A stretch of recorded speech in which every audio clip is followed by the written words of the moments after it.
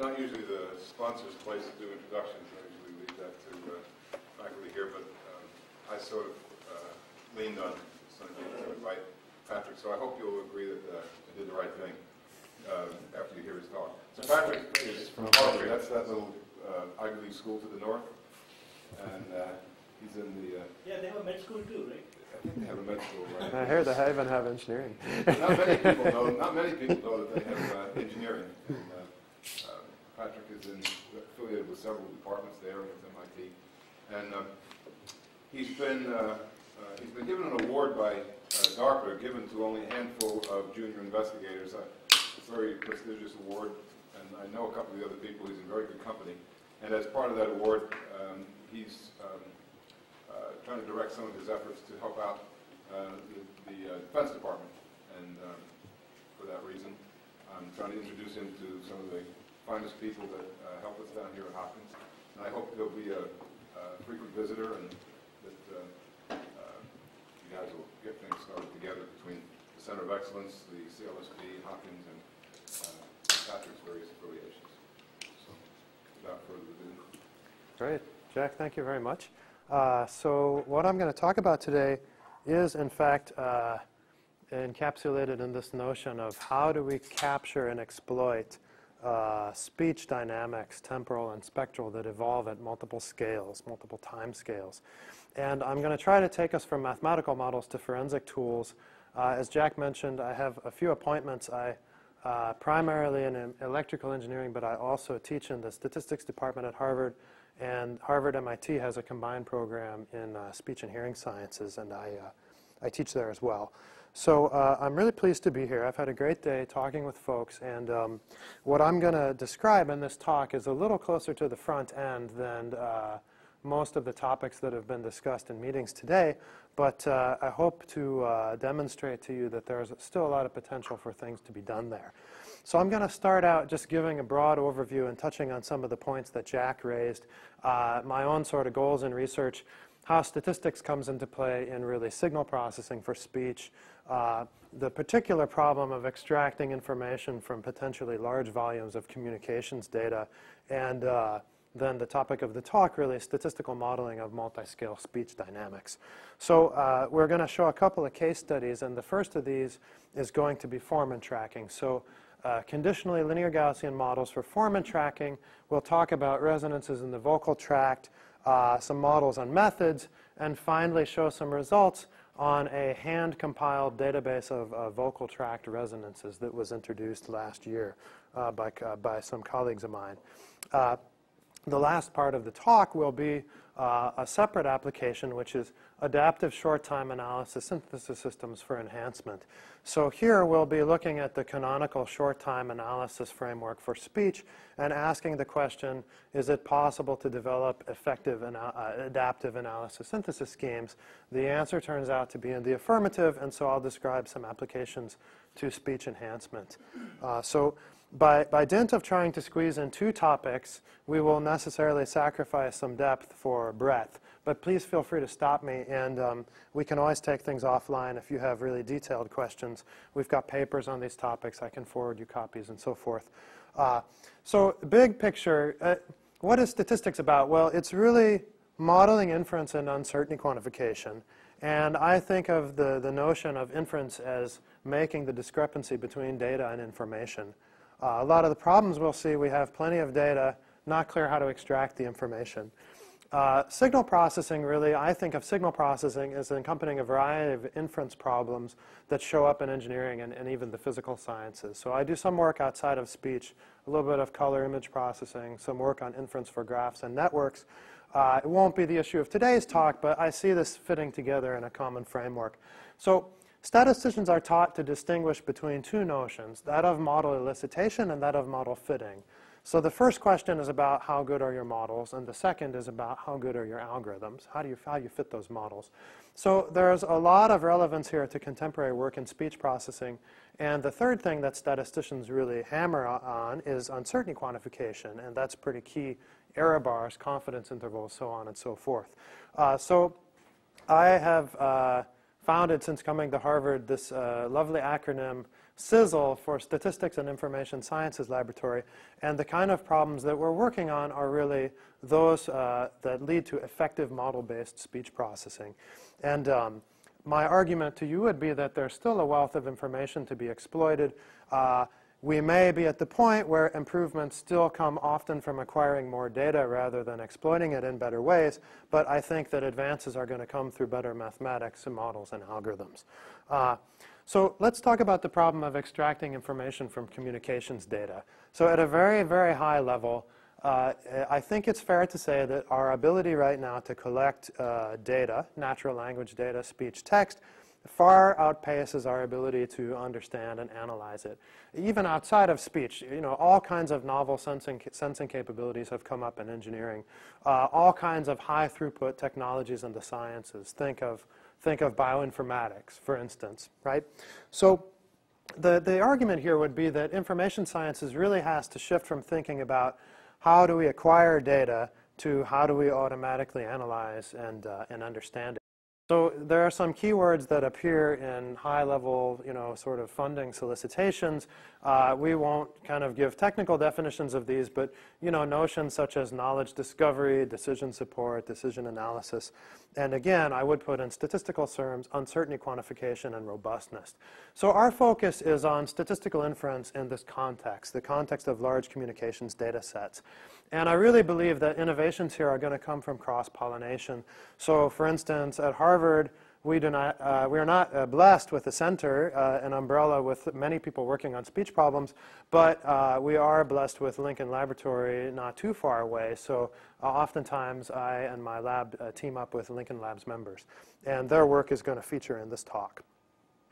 So I was recently involved in this year-long DoD study, and two key points emerged. So the alliterative description of this is the volume, variety, and velocity of data require new techniques to handle modern-day massive and heterogeneous, oftentimes, data sets. We also need sophisticated analysis tools to identify and call attention to correlations and patterns that can otherwise go undetected in the, again, alliterative, I apologize, data deluge. Too many PowerPoint briefings for me. This is really the crux of the challenge facing this community and the basis for the kind of work that we're doing. And I would posit this to you as follows. What is the set of all questions that can be answered without world-level information, and what speech processing tasks do these inform? So let me try to give you a little bit of a hierarchy of this, and then I'll dive into the technical part of the talk. A quick question? Yeah. Yeah. When you say without word-level information, do you mean that the techniques will be language independent as well? Potentially. So I think it'll become clearer with this little Venn diagram here, which is not rendered in a great way, but it's nested sets. I think there's a kind of problem space that suggests a natural hierarchy. And my argument would be if you begin with a very simple task, sorry, not simple task, but straightforwardly posed task of voice activity detection, conditioned on the presence of speech, that speech belongs to at least one language, conditioned on classification of language, there exists potentially some regional localization or accent, conditioned on accent and language information, we might start to think about the problem of speaker identification. And all of these are the kind of tasks that, while they'll benefit from word-level information, it's not necessarily clear that we've reached the limits of what we can do as a first cut from the analysis of the acoustic waveform itself. So there's a problem hierarchy, and I would argue that the notion of statistical models gives a good coherent framework to look at these sets of problems. We could talk about parametric versus non-parametric representations. We could talk about notions such as change detection, anomaly detection, and we could talk about uncertainty quantification. To a statistician, these are all about model elicitation and fitting. So this talk is going to describe a couple of objectives. First of all, let's do a better job of representing accurately the physical parameters that characterize speech. And secondly, let's try to really also do a better job of incorporating dynamics to capture what we know are transitions that carry information in the speech waveform. So I'm now going to try to to home in on the technical topics that I'll do in the main parts of the talk, let's talk about scales of analysis for speech dynamics. So if you think about it, certainly it's true that speech dynamics occur and may be captured at different scales. One can write down a continuous time stochastic model for speech. It's very kind of mathematically clean. We could consider doing analysis sort of sample by sample. That happens to be quite computationally expensive. The standard approach is to kind of chop up the speech into lots of short time segments, assume that these segments are drawn from a stationary random process, and then proceed with our analysis. And one of the things I'll talk about later in this presentation is ways to do adaptive analysis, which is a continually recurring, but I would argue as of yet not completely established idea. So there is a body of literature I will not talk about that involves the notion of locally stationary random processes and how to quantify what this even means. This is really a question about determining the appropriate analysis scale in a statistical way. And what you would get if you applied these types of methods are things like non-uniform analysis frame intervals, but also potentially more faithful generative models that might respect the differences between transients and steady-state portions of vowels. Formally, one can derive hypothesis tests for local stationarity. One can do change point identification of regimes, and we'll look at a method that's based on local spectral kurtosis to do this later. So it's a popular concept in the stats literature right now, and this is really a way of describing a very controlled type of non-stationarity. So formally, I could write this down in terms of the decay of the local autocorrelation function of the waveform, but really what this does is just formalize what happens when you look at a spectrogram, which is you desperately want to interpret this as a kind of slowly time-varying power spectrum. But how do we quantify what that means? Well, Priestley didn't get it right. Box and Jenkins didn't get it right. Lots of statisticians have tried to pin this down. Even Dave Donahoe has worked on this problem. So I'm not going to go into that in a lot of technical detail, but I think there's really a chance to establish some nice connections between this body of work and what's being done in speech processing.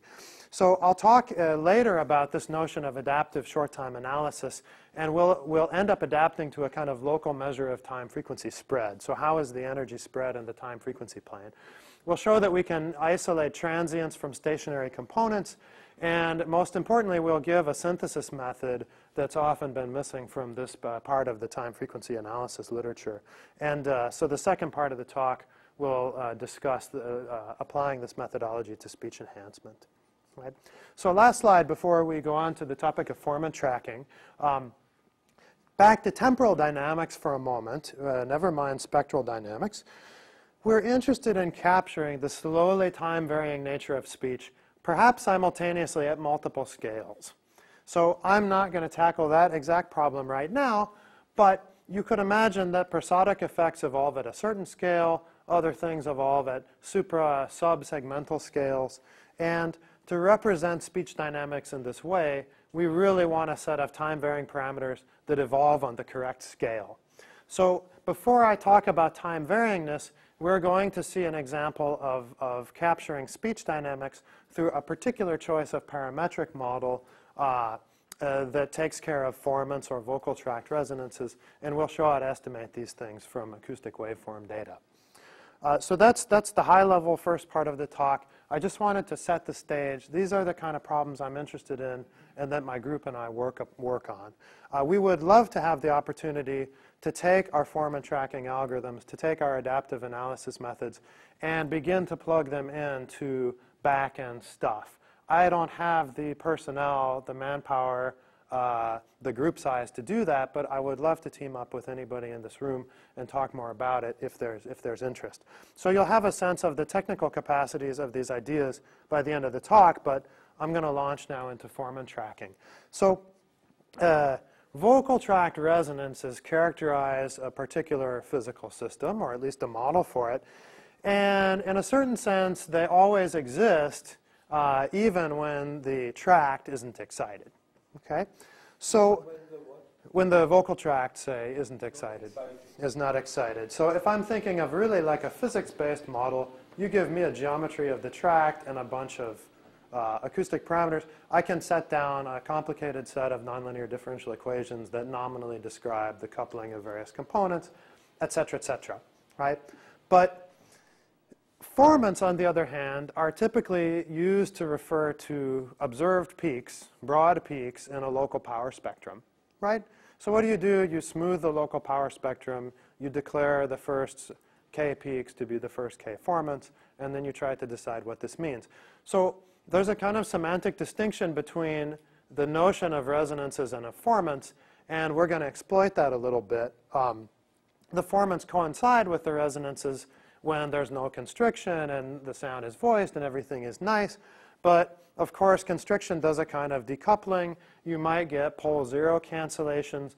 There may be no spectral peaks in the waveform corresponding to these resonances. So this renders them unobservable. And we had some nice discussions about this yesterday afternoon. So R, we can talk about R. So we're going to model the dynamics of the vocal tract resonances and account for the fact that they're not always directly observable. And this is going to lead to an interesting inference scheme. So there's a key difference here between does not exist and is not observed. And that's one way to kind of parse the distinction in the literature. People sometimes get quite exercised about the use of the word vocal tract resonance versus the use of the word formant. I would claim that the notion of whether or not the tract is excited is what makes the distinction here. So there's a large literature on this. It goes back many years. And typically, what do you do if you want to get some formant tracks? You pull down WaveSurfer or Pratt from the web. You plug in your waveform, and it spits back some possibly smooth curves. And these are declared to be point estimates of the formants, right?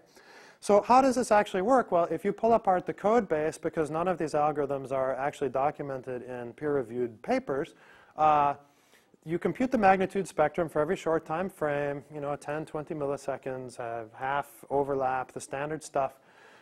You basically fit a low-order all-pole model to the spectrum. That's a deconvolution problem that's regularized by smoothness in the time-frequency plane. You find spectral peaks either by root finding, so there's literature on this from the 70s. You're looking at the derivative of the autoregressive polynomial, or by peak picking. And then maybe you implement a dynamic program that tries to minimize the cost of connecting the dots frame by frame, and you typically penalize on a non-smoothness.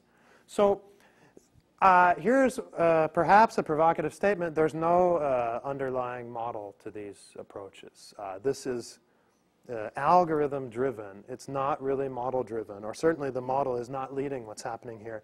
And there are literally computationally expensive and sort of error-prone subroutines in this type of implementation of this algorithm. So there's been a lot of work recently. Deng is somebody in particular who's looked at this problem, and he worked really hard to do some work on formants, but he also constructed, along with some colleagues, a VTR database in which they took a phonetically balanced subset of timid, 516 utterances. They claim to have ground truth, i.e. hand-analyzed VTR resonance data. What they really did was run the things through WaveSurfer and Pratt, and then get a small army of students to correct the resulting output, along with Deng and Abir Alwen. And they also ran it on some proprietary Microsoft system that I don't think is publicly available. But this gives us at least some nominal notion of ground truth if we want to attack the problem of formant tracking, bearing in mind that it's still a little bit of a circular argument because the notion of ground truth here still came from some model. Did they try to verify their so-called ground truth in some other way, maybe by synthesizing based on the... No, I'll talk about that, though. I mean, yeah, we pulled our hair out over this because I'm very reluctant to tackle the problem where there's not a clearly defined measure of success. But it was felt that there was good agreement by speech analysts about the formant tracks that they came up with. That's about the most that one can say, I think. We're going to adopt a statistical modeling approach, and what we want to do is represent the dynamics of speech sort of directly try to get closed form relationships where we can, and have an understanding of what happens to small perturbations of these vocal tract resonances.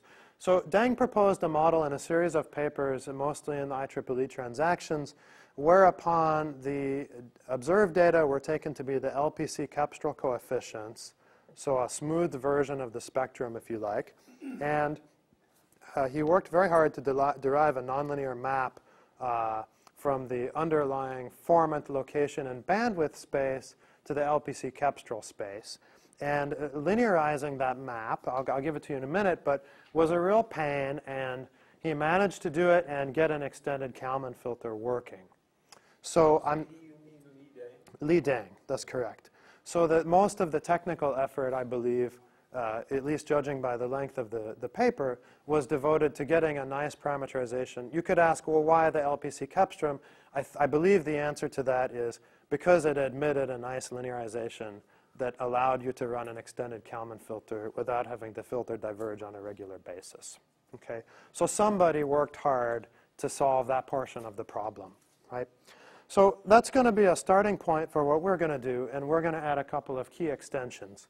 So the standard model for a simple formant or vocal tract resonance is you call it a second-order digital resonator. It's got a frequency f and a bandwidth b. Let there be capital K of these. And then I can collect these together into a state vector for time frame t. X of t collects capital K formant locations and capital K bandwidths. We measured how? These are the peaks? The formant locations are determined how? So this is a model for the underlying process in which if you posit a second-order digital resonator, that resonator has two parameters, a center frequency and a bandwidth. So this is the latent state, this is the hidden state vector. The observation model is going to come from the LPC Kepstrom, so that's where the map comes in. But we're going to put dynamics on this model, and the simplest thing to do is pick up a random walk type model. So we're going to let the state transition be denoted by a Gaussian function, which starts at x of t, applies the linear operator f, which is just a matrix, state transition matrix, and adds additive white Gaussian noise with covariance q. This is uninteresting. We're going to let that be vanilla. But what's interesting to note is that in the model of Deng and in equivalent happenings of the previous algorithms I described, basically it's the case that f is diagonal. So in other words, correlations amongst formant trajectories are not typically modeled. So let f be the identity, and then you have independent random walks for all these parameters. Okay? So it's... At least the way you've said it right now, you're not implying that, for example, f1 be less than equal to f2 be less than equal to fk. That's correct. Your model would allow them to cross. Yeah, the ordering is going to be... So there is a permutation issue here, but the ordering is going to end up being preserved. I've suppressed some of the detail, basically. But that's a very good point. In a way, this problem is easier than a typical target tracking problem because essentially the formants aren't like you don't have... Right, the typical inference problem is I have this, and I need to disambiguate, based on trajectories. But the interesting thing here, I think, is that it's well known in synthesis that one regresses F3 onto F1 and F2.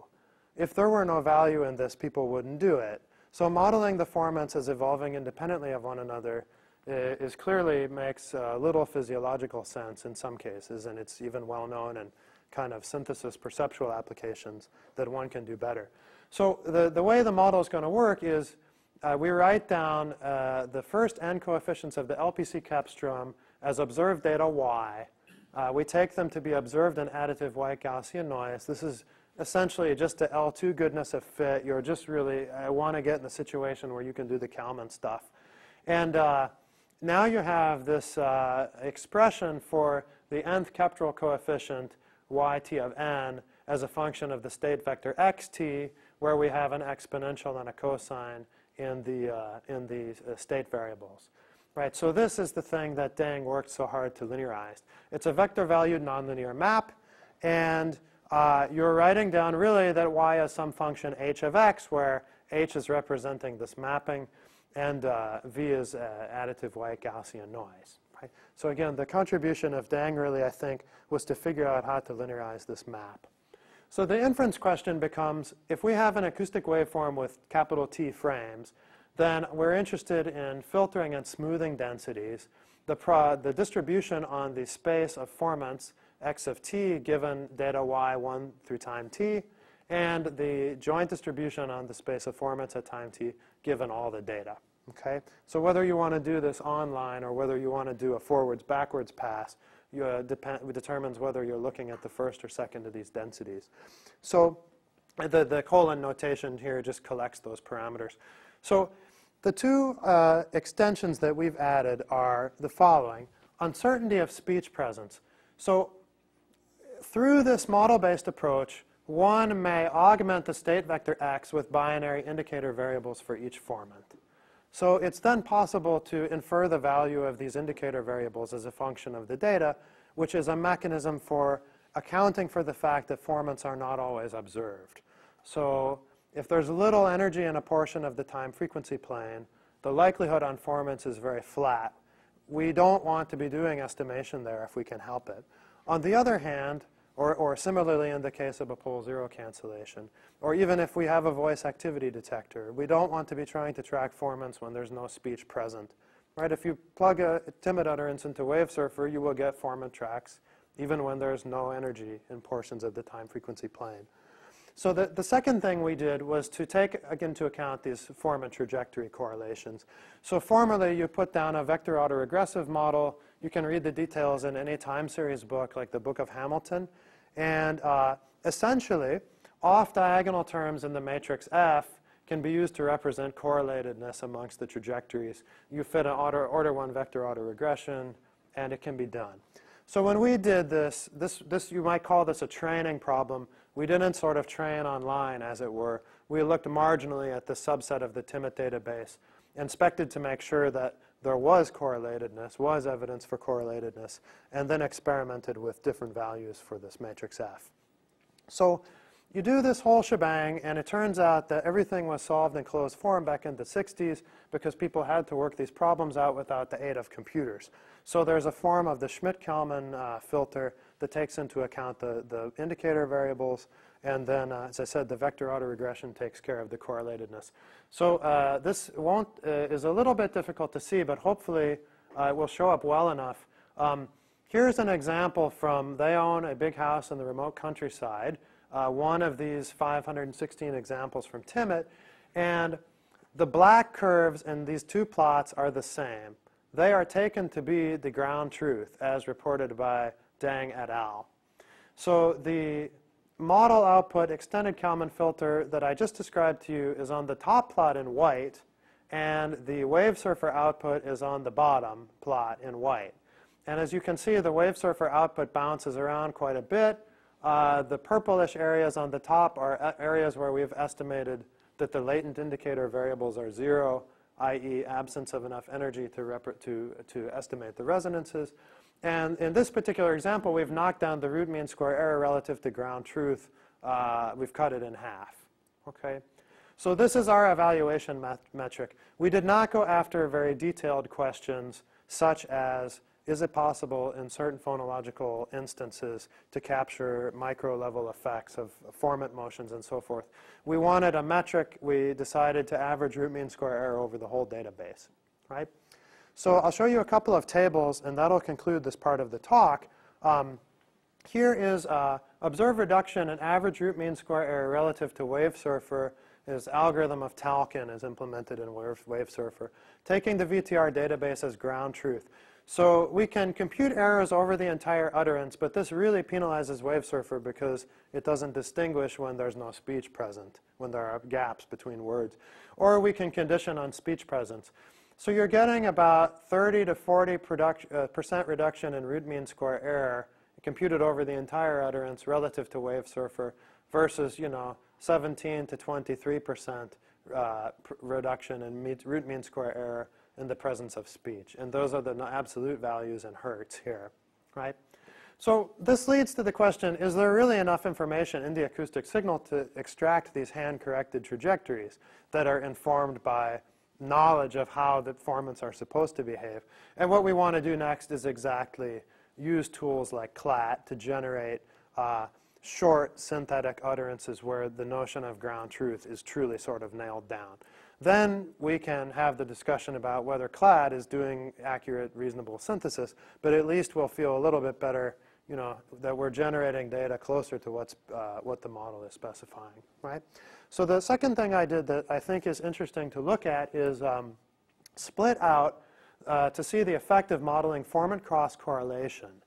So we have formant number 1, 2, 3, and we have, again, percentage RMSE reduction.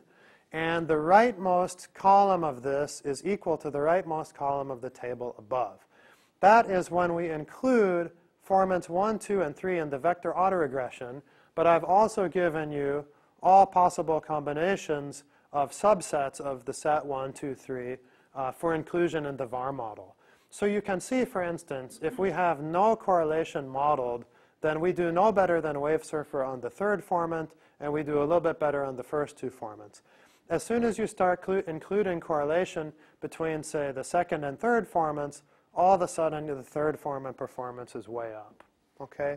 And then eventually, as you move from left to right, you recover the sort of final numbers here. So this isn't this is a kind of empirical model selection evidence here. We didn't formally try to estimate which formant should be included in the VAR model, but you can see how the reduction in error gets split out. And these numbers, again, are all percentages in RMSE relative to WaveSurfer, okay? So this is not a micro-level investigation, but we wanted to have a metric that we were comfortable looking at, and this came through this VTR database, which is online. Anybody can download it. The paper appeared at ICASP last year. And the reason that you have a small reduction when you have all three for the second formant compared to only two, second, third is because you have more parameters estimated. I suspect that's probably the issue. Like there's no kind of regularization here. Also, we estimated these correlations marginally across the whole set of timid utterances. So if you did this conditional on phoneme or phoneme context or something, you would probably have a lot more powerful information, but then you would have to estimate many, many more parameters, not to mention phone classifications. So we took the marginal approach. I wanted to make sure that n was large enough that we actually had something meaningful. But you could certainly take these 516 utterances and say, well, we know that in certain cases this correlation is going to be strong. In other cases, it's not, depending on the constriction of the tube, for example, right? So you could do more here, but we started with the marginal approach. Yeah? Yeah, I'm not very familiar with this Schmidt-Kalman formalism with the indicator variables. Yeah. So if you could just step back to your picture and Yeah, tell me, definitely. like, you know, so where is the indicator? To me, it looks like it's a cop-out variable saying here I don't want to fit the LPC spectrum. Well, so I would rather pretend that. What happens here is you get the following thing. If you run the EKF, the extended Kalman filter, you get a piecewise constant interpolation as the mean. The variances aren't shown here, but the variance is going to grow, right? Yeah. Of course, because the model's telling you you're in the absence of information. So the variance can grow and nothing else can happen. When you do the backwards pass, the smoothing pass, you'd actually see if we looked at the laptop that all of these purple bits are linear. So in a certain sense, is a fancy way of getting a linear interpretation for the minimum mean square error estimate between formants. I mean, if you used a higher order autoregressive model on the trajectories, you could get more smoothness in the propagation in the regions of absence of speech. But what we were really interested in trying to do was just let the filter lock back on, propagate for a while, coast for a while, if you will, and then lock back on in the presence of data, especially at higher frequencies where it's just not clear, how much of the time up here are you actually getting enough information on that part of the spectrum to estimate these resonances, right? So it's not being used, for example, to, let's say that at some point the formant transition was really sharp, so sharp that your model's error is growing. So you're not using it as a cop-out at that point. No, we talked about this yesterday because what you could do, you could have, you could introduce a jump Markov process, which just says that there's a small, infinitesimal but non-zero probability of a jump at any point in time. And, then there's a question about, do you want to contextualize that and only allow jumps in certain contexts? But then you got to identify context. And So we actually, Jim and I talked about that yesterday, and I think you could do it. That's more of a kind of micro level effect than what we were looking at here. But again, the way to study the performance of that, I think, is through synthesis. You know, we can do discontinuity, we can generate discontinuities in synthesis that get smoothed by the observation of the process, and maybe we'll get something good. So I think just in the interest of time, I'm going to step forward here because I don't want to keep people over.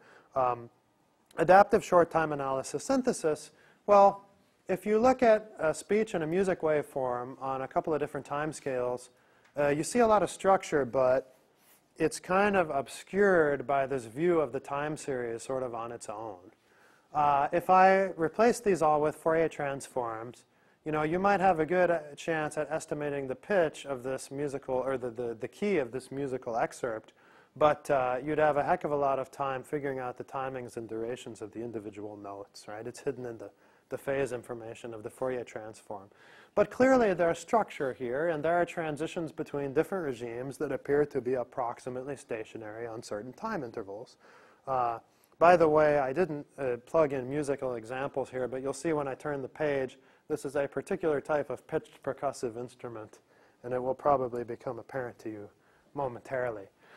These are spectrograms of the same things, 2.5 seconds of speech, 2.5 seconds of music, and it's well known, well accepted by the community that sort of prominent features of information carrying natural sound signals, be they speech or music, are observable in this kind of time frequency surface, this notion of a sort of energy density in the time frequency plane.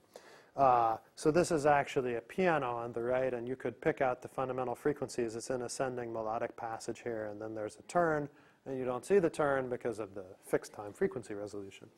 So really what we're talking about here is how do you sort of leverage these features to do various signal processing tasks. That's going to be the topic of interest. And if we seek to motivate adaptive short-time analysis, consider the following. You cannot simultaneously optimize for concentration in time and concentration in frequency with a fixed resolution short-time analysis scheme. So you can't resolve both transient events and vols well, right? On the other hand, if you're able to control the time frequency resolution in a signal adaptive manner, then you can, say, avoid smearing transients while at the same time trying to get as much information on stationary portions as you can by letting the analysis interval grow longer, right? So stationarity tells you that if you observe a stationary process on some interval, as the length of the interval increases, your estimation error will go down, right? So a lot of analysis methods have been proposed, some in speech, some purely in the context of quadratic time frequency representations, linear time frequency representations. People like Flandrin, Baraniuk, Jones. There's a whole community of people who work on these things. But they often lack, they almost always lack synthesis counterparts. Formally, you can always invert an operator to resynthesize. But practically, unless there's a fast algorithm for inverting that operator, you're stuck. So the great thing about fixed resolution methods is they form what's known as a Gabor frame, a tight frame, and the inversion is trivial. The reconstruction proceeds according to overlap add or filter bank, and you don't have to do any work. You get to use the FFT algorithm. You do thing in, n log n, right? So if you think about this intuitively, if we started with a fixed resolution scheme and somehow we're able to merge windows together, we could get an adaptive scheme that looks like this bottom plot, and somehow information from the waveform data would inform this particular choice of segmentation. Okay? That's what's going to happen here, and the interesting part is sort of, well, how do you actually do synthesis in this case? I can certainly, let's say I come up with a notion of what informs this arrow, but how do I get back to the waveform space after I've done this adaptive analysis? So we picked up a scheme of Jones and Baraniuk from a number of years ago. So Rich Baraniuk mostly works in image processing now, but he did his thesis work in time frequency. And what's going to happen is you compute STFT, short time Fourier transform, linear time frequency representation, set of inner products, whatever you want to call it, using the shortest desired window of interest, and then you iteratively merge neighboring windows. And you do this on a kind of modified version of a local spectral kurtosis. You look at the ratio of the sum of the fourth powers of the local Fourier coefficients over the square of the L2 norm of the same thing. And if the time frequency concentration of the concatenated segment beats the others, then we combine the segments. And I'll show a picture of this in a minute. It'll all become much clearer. And so you can combine, and if you have a left and a right window and you want to look at merging them together, they get merged according to the following recipe, right? So nothing too complicated here. You're basically constructing partitions of unity of the real line, of the time axis. That's what's going on. So more formally, how do we do the synthesis? Well, it turns out that if you have a set of short-time Fourier coefficients that are parameterized by time and frequency indices, then there is a way to do overlap add synthesis. You need a condition. There's a divide by the sum of the window values, the L1 norm of the window. And perfect reconstruction is achieved if the overlap add constraint is met. That's well known from standard schemes. But what's going to happen here is each selected window gets decomposed into a summation of windows that we use to compute the initial fixed resolution STFT. These satisfy the overlap add constraint, and so you get efficient synthesis. So there is a way to do resynthesis in this case, and I'll show you an example now. So in the original paper of Baraniuk and Jones, the item for analysis, up for analysis, was the sum of a local sine wave, a smooth bump function, and 2 Diracs. And they showed roughly that if you let the colors here represent a fixed partition, then running their method yielded an adaptive partition that looked like the bottom colors here. And the reason that you don't see anything for the Diracs is that very, very short windows were estimated for them. So there are other colors at these 2 Diracs. But intuitively, this represents our notion of what should be happening. Stationary on this interval, no worries, we get a long window. The boundaries of the window coincide with the shift to a different regime, which happens to be 0, and then this in this case, it's a Hanning window.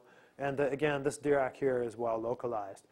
So if you look at the spectrograms that correspond to these things, you see, of course, fixed resolution is going to smear out your sine wave. It's also going to smear out your transients, right? Adaptive resolution, much better because you've knocked down the smearing effect. So that's what this measure of local spectral kurtosis actually does for you.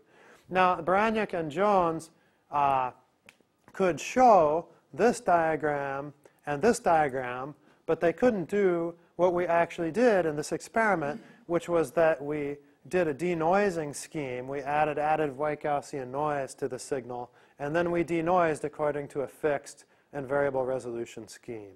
So in the estimation error, I've got plots on this in the papers. You're knocking the noise down by an additional 5 or 6 dB relative to the fixed method. Okay, so 5 or 6 dB is sort of a big deal. And you can see in this diagram sort of exactly what's happening. You're preserving the energy in a better way. You're not spreading it out.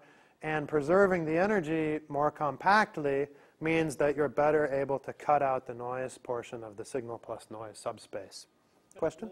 So is it okay to at least think intuitively as saying you do little slices of the, the shortest slice, short-term spectrum that you want. Then you look merge. at the magnitude spectrum of adjacent things. Yeah. And if they're similar enough, merge it. Exactly. And redo the analysis on the longer window. Exactly. More, and you do it. Exactly. So the way, if we were to formalize this in the sense of local stationarity that I mentioned earlier, what we would do is we would probably look at a notion of local spectral derivative, which is another measure of smoothness of 2 adjacent things. And then you could write down, so there are tests that involve computing, say, Kale divergence of your stuff from a locally stationary AR process, et cetera, et cetera. So you could absolutely take the intuition that you have that is correct, and we could kind of like statisticalize the whole thing, which I did in the first half of the talk, but we didn't statisticalize this one yet. So this looks like the flip side of what people actually use for sort of change detection. They take 2 windows and they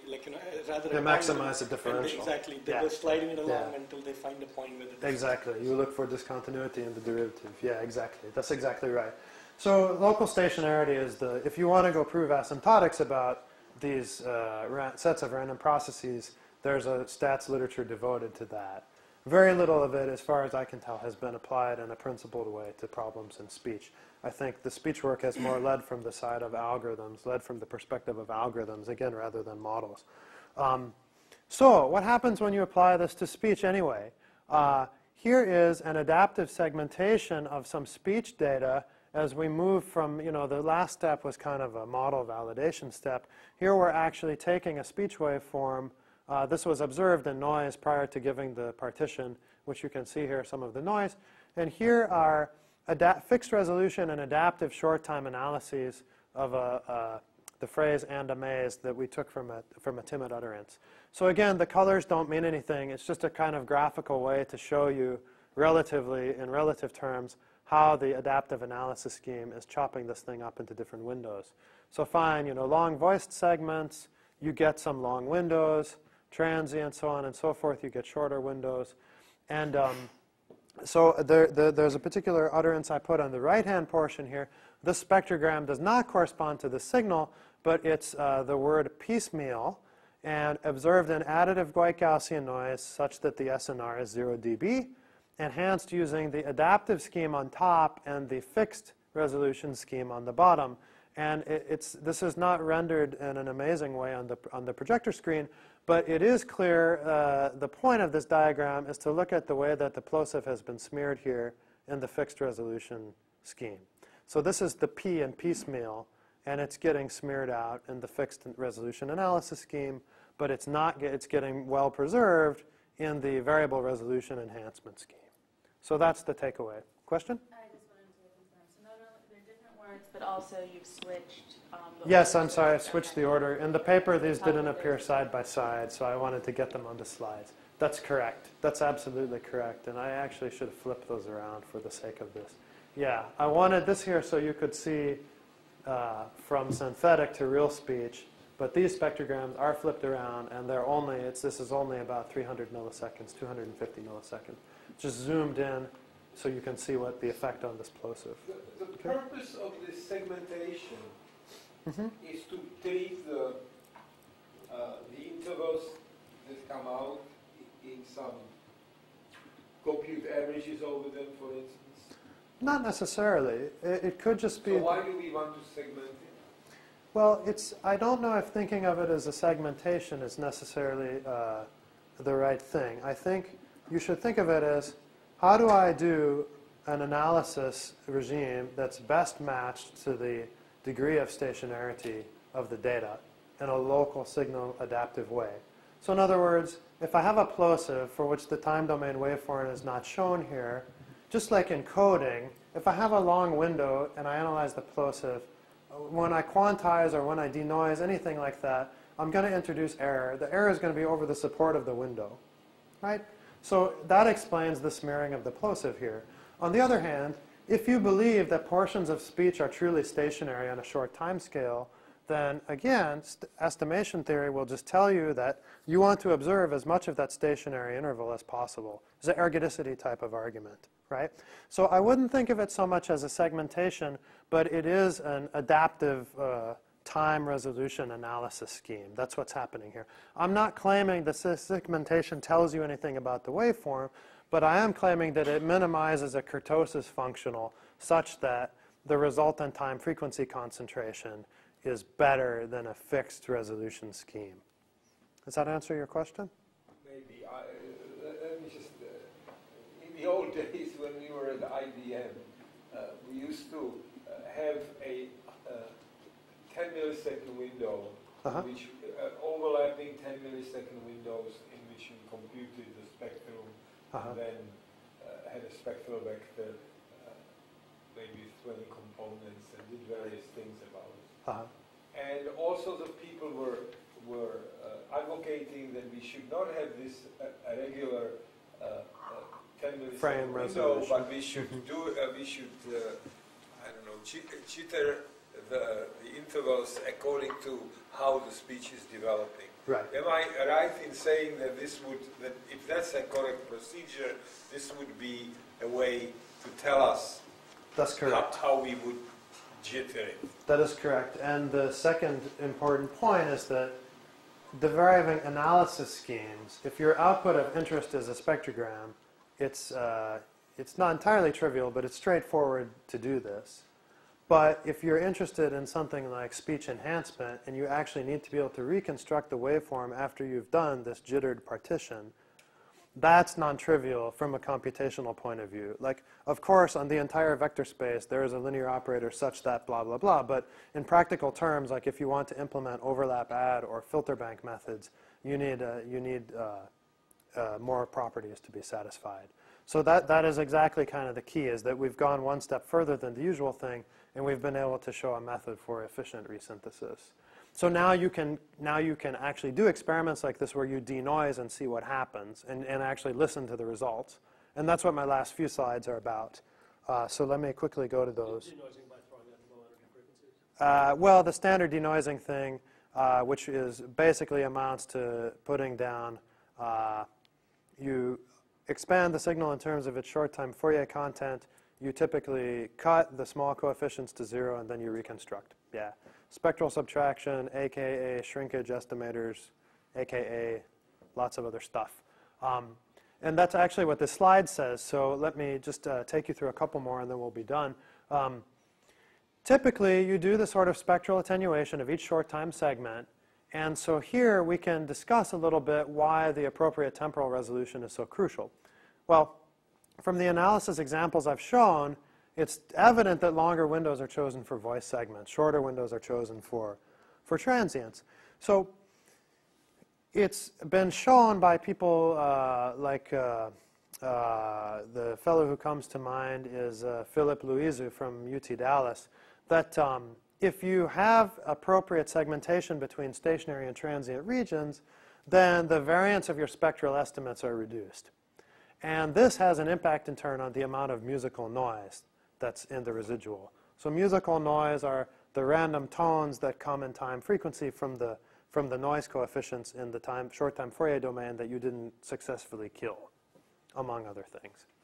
And what we have here is a method that cuts down the musical noise a bit without relying on interframe smoothing, which is the typical heuristic that's done after the fact. I mean, you can run like a median filter in the time frequency plane, knock out the musical noise, and still preserve the transients to some degree.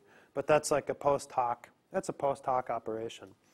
And Yeah, you don't want to use it because you've chosen your... we don't need to. That's exactly. But my claim to you is not yet substantiated until I at least give you a little bit of listening results. Yeah, but that's exactly the point. Is What's that the claim again?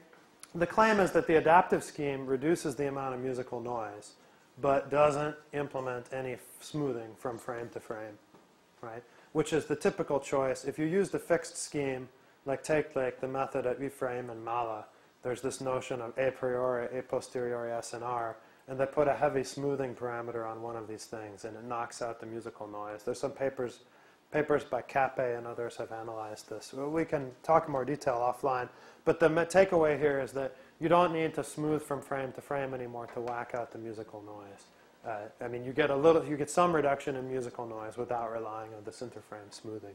Which when this noise is the hiss? This noise is not a hiss. It sounds kind of like tinkling or water droplets, or it's perceptually a lot more annoying than a whitish residual. And we implemented a baseline enhancement system. A real forensic enhancement system would have all kind of heuristics to wipe out the musical noise. But if you... Are we talking about music really, or are we just is it just called musical noise? It's just called musical noise. Yeah, I'm sorry, I should have brought a sound example. It's Yeah. not to have better CDs. No, sorry. No, yeah, musical noise, that's noise of another type, exactly. Yeah, so imagine the following thing. You have a speech signal expanded in the time frequency plane, and it looks like some surface, some hilltop. You add white Gaussian noise whose power spectral density is flat. This noise is going to have variability, so there are going to be spikes on this flat thing you've added. Now you apply your threshold operator, which cuts everything down. You're going to leave over some random spikes, but they're going to be isolated in time and frequency, and so when you listen to them, they have what people describe as this musical character. It's quite amusical, but it sounds distinctly non-white, and it's the bane of people who listen to denoised audio material. One of the banes of the existence of people who do this. Yeah, yeah. I should have brought an example. I've got some on my laptop. We can play them later. No, If you saw an image, what would it look like? Would it look like speckle, or would it look like some weird it looked a bit artifacts? like speckle noise. Yeah. I mean, I wonder. No, I won't go to the board right now. I can show you later. We can listen later. I didn't plug any into the talk. What I was going to give you instead were just a set of listening experiments that we did at Lincoln Lab. What's that? Yeah, exactly. That's the low frequency variety. That's right. So we did the standard system. We used 20 millisecond windows with a 50% overlap, but we used a 10 millisecond shortest window for the adaptive scheme. We did voice data collected at MIT Lincoln Labs, 2 male, 2 female speakers, and also some timid utterances, 2 male and 2 female. And we presented these at 0 and 5 dB SNR and additive white Gaussian noise. And the presentation order was clean, noisy, A, B, A, B, and A and B were not known to the subjects. And we asked each of 10 listeners whether they preferred either of the enhanced waveforms in terms of musical noise. So which of the 2 enhanced waveforms, if any, had, sorry, this should say less musical noise or more musical noise. And the results are as follows. If you look at the adaptive system, for voice data, 74%, just under 75% of the people had a preference for the adaptive system. Only 4% preferred the fixed resolution, and about 20% heard no difference. So now I won't make any jokes about the coding folks, but yeah. The timid utterances, partly because these have pauses in them, and we didn't really account for the pauses in between segments. You've still got 33% preferring adaptive versus 12 for the fixed scheme, but you have now about half the people expressing no preference. I suspect this is an artifact of the fact that we have not yet incorporated the probability for speech presence into the overall system. So obviously, in gaps between words, the adaptive scheme is going to introduce a different type of residual. And so that's kind of just summarizes the results. And I'll bring the talk to a close, acknowledging a bunch of people who contributed to this work. Students at Harvard, Prabhan Basu, Dan Rudoy, and Dan Spendley. And then Tom Quattieri was really the main driver at Lincoln Lab. And this work is supported by DARPA and the NSF. To recap, I gave you some formant tracking stuff. This is an interspeech this year. And we had vector autoregressions and state space modeling that exploits this interframe correlation. And then I showed you adaptive analysis synthesis schemes for speech enhancement. We just turned this into ICASP, so I put a question mark there. We'll see if we see it at ICASP 08. Spectral kurtosis becomes a measure of local stationarity, and the noise suppression that results, it kind of adapts to the dynamics of speech.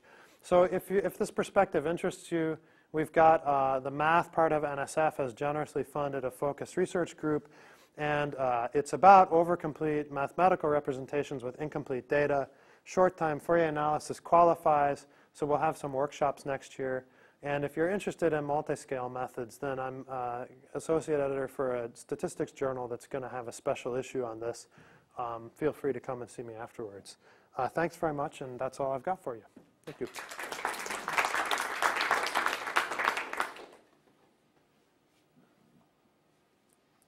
Yeah? So when I hear the term multiscale methods, usually what I have in mind is not the kind of adaptive window that you were showing earlier, but rather having the same temporal region being covered by multiple scales. Mm-hmm. Is it possible to extend this work to do resynthesis from that kind of representation? Yeah. And that may tie in with your use of the term overcomplete here. Yes. Overcomplete means that you have an expansion that is, if you have a speech time series of length n, and you expand it into the short-time Fourier domain with windows that overlap by 50%, exactly.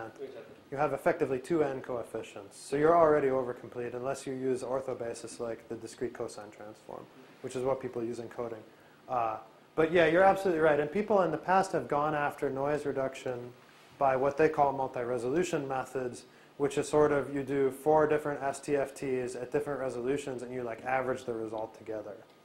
That's a kind of taking an expectation over scale, if you like, right? If you did